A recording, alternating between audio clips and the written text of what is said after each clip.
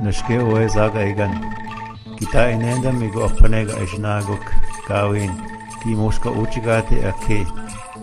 Ki uchichigate. This is the Chippewa Flowage. You may think this is just a natural lake, but it's not. The Chippewa Flowage is a man-made body of water created in the 1920s to create electricity downstream. The flowage flooded 16,000 acres, most of it on the Lakota Ray Reservation. It destroyed a lot of land.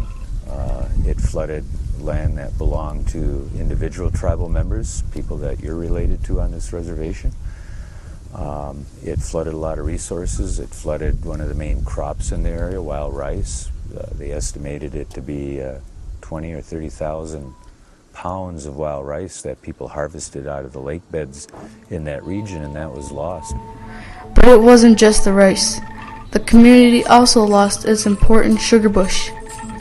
It lost churches, its jail, its cemetery. And so a lot of people at that time period, I think, literally lost their will to live. As sad as the history of the flowage is, today it is an important resource. People fish in it, swim in it, boat in it. Visitors from far away vacation in it. Many animals live in it.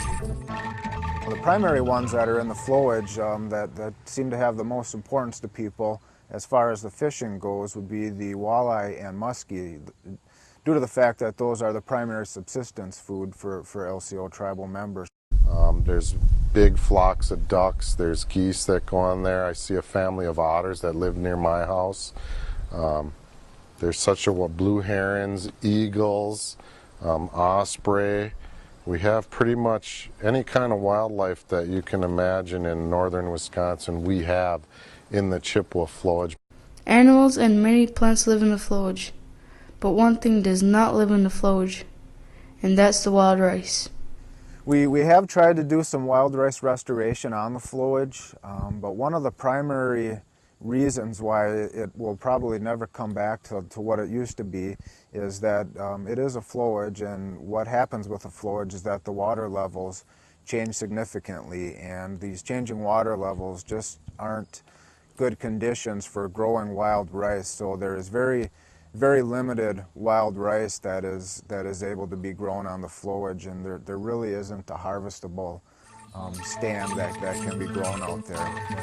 Is the flowage a good thing or a bad thing? Well, the flowage is a fact of life. Whether the flowage is a good thing or a bad thing, it is a reality that the LCO has to protect. As LCO members, we all need to practice Ogitchida ethics as protectors of this resource. But we also have to protect the story of the flowage. The history of the flowage is very sad, and we gotta, as LCO people, gotta make sure that everybody never forgets the true history of the flowage. But yet it is a beautiful place. But yet, like you said, there's sadness behind all of it. And again, Ojibwe people were taught, when you go through hard things in life, you're given a test like, and it's how you take what has happened, how you use it. Sure, you could turn that around and feel sad and be lost in hate or the old memories of some place because of what happened there.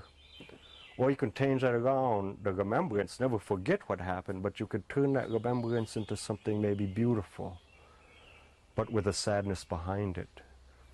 See, we earn things that way. Any kind of hardship, we survive it, it's turned to a strength, and it doesn't hinder us, we get stronger from that. Be Ogitchida, protect the flowage, protect our heritage. Taga Ogitchida even gayegin nanaga chiton oe zaga igan wewene. Kanawendanga ishimini go wiziyang pimadisiwen.